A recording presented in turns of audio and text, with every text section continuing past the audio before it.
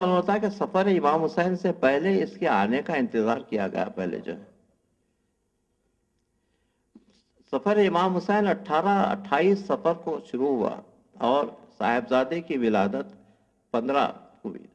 15 سفر کو صاحبزادہ پیدا ہوا 28 سفر کو امام روانہ ہوئے تو بیٹے کا انتظار کر رہے تھے آنے کا تو سفر میں اس صاحبزادے کا جو اب وہ عمر اب آگے بڑھی ہے اور جو تو پورے کا پورا سفر میں 13 دن کا سن تھا جس وقت مدینے سے نکلے ہیں اس کے بعد مکے میں 4 مہینے کا قیام اور اس کے بعد کربلا معلیٰ پہنچنے تک تقریباً 6 مہینے کا آپ کا سن تھا یہ پورا سفر میں آپ کا سن گزر گیا سفر کی حالت میں تو مولا انتظار کر رہے تھے اور اس شدت سے انتظار کر رہے تھے اور اتنا امپورٹنٹ کنٹریبیوشن تھا حضرت علی اصغر علیہ السلام کا کہ جس وقت مدینے سے رخصت ہو رہے تھے تو جناب فاطمہ زہرا نے کہا کہ بابا یہ بچہ بہت چھوٹا ہے آپ اس کو اپنے ساتھ مت لے جائیے میرے پاس چھوڑ دیجئے میں اس کو کفالت کر لوں گی آپ کو زحمت ہوگی کہا نہیں اس کے بعد حضرت زہرا نے کہا کہ میں کوشش کرتی ہوں اگر اصغر میری گود میں آ جائے تو میں اس کو رکھ لیتی ہوں تو آپ نے اپنے ہاتھ بڑھائے اور علی اصغر علیہ السلام بہن کی گود میں چلے گئے اس کا امام حسین علیہ السلام نے کافی کوشش کی اس کے بعد علی اصغر علیہ السلام کے کان میں کوئی چیز کہی بچہ بہن کی گود سے نکل کر باپ کی گود میں آ گیا شاید یہ کہا ہوگا کہ بیٹے تم جو ہے شہید اعظم و کربلا کے تمہارا میرے ساتھ رہنا ضروری ہے تو بچہ آگے بڑھنے لگا دھوپ کا سفر اس کے بعد مکے سے کا قیام پھر مکے سے کربلا معلیٰ کی طرف امام کا سفر شروع ہوا ذیلحج کے مہینے میں وہ حج کے زمانے میں یہ پلان بنایا گیا تھا کہ محمد صلی اللہ علیہ وسلم کو شہید کر دیا جائے تو آپ نے حج کو عمرے سے بدل کر وہاں سے آپ روانہ ہوئے اور عراق کے طرف آگے بڑھنے لگے تو گرمی کا سفر اور حضرت علی اصغر علیہ السلام کی پیاس اور لیکن کربلا پہنچنے تک اور کربلا میں قیام کا دریا سے اٹھنے تک پانی کا انتظام تھا روزانہ پانی آتا تھا یا پانی کی مشکیں بھری جاتی تھی لیکن اس کے بعد اشقیاء نے جب 7 محرم سے پانی بند کر دیا تو خیمے میں بالکل پانی باقی نہیں رہا اس کے بعد اہل بیت اس سے 3 دن سے زیادہ پیاسے تھے کیونکہ جتنا پانی تھا وہ بچوں کو پلا دیا کرتے تھے لیکن سب سے زیادہ پیاس حضرت علی اصغر علیہ السلام کو تھی جناب سکینہ راوی ہیں کہ عاشورے کے دن دوپہر کے وقت میں نے دیکھا کہ میرا بھائی بہت بے چین ہے کبھی ماں کی گود میں آتا ہے کبھی پھوپھیوں کی گود میں جاتا ہے بہت بے چین ہے پیاس سے اس کی زبان باہر نکلی ہوئی ہے ایک چیز میں آپ کے سامنے عرض کرنا چاہتا ہوں جو مصائب کا میں سمجھتا ہوں بہت ہی اعظم ترین نقطہ ہے کربلا میں جتنی دیر سے جو شہید ہوا پیاس اس کی اتنی زیادہ تھی اب آپ بتائیے کہ کربلا میں سب میں سے دیر میں کون شہید ہوا ہے کربلا معلیٰ میں سب سے آخر میں شہید ہونے والا امام حسین علیہ السلام سے پہلے یا شہزادہ علی اصغر پیاس انتہا پر پہنچ گئی تھی امام خیمے سے رخصت ہوئے میدان میں تشریف لائے اور کہا کہ امام من ناصر ینصرنا کون ہے میری مدد کرنے والا اس آواز استغاثے کو سن کر کسی نے جو جواب دیا ہے وہ حضرت علی اصغر علیہ السلام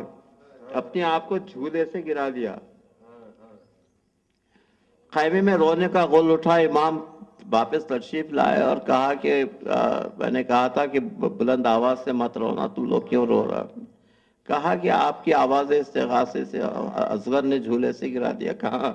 آواز استغاثے پہ اب لبیک کہنے والا کوئی نہیں ہے میرا بیٹا بیمار ہے آواز استغاثے پر لبیک کہنے والا ہے یہ چھوٹا مجاہد ہے کہا کہ اچھی بات ہے مجھے دے دو میں لے جا کر پانی کا انتظام کرتا ہوں تو علی اصغر میدان کی طرف روانہ ہوئے، لیکن کس شان سے ماں نے کہا کہ والی آقا،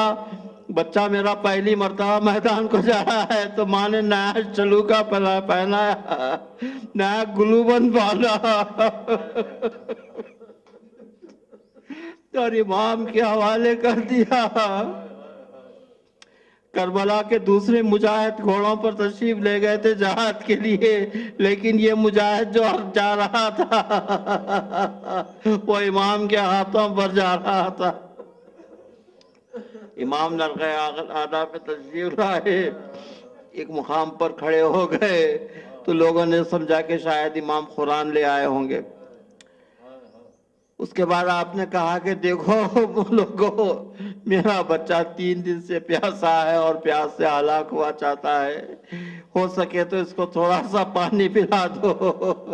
اس کے بعد امام نے کہا کہ بیٹے، تو امام کے فرزند ہو، تو اپنا استغاثہ خود پورا کرو۔ تو بچے نے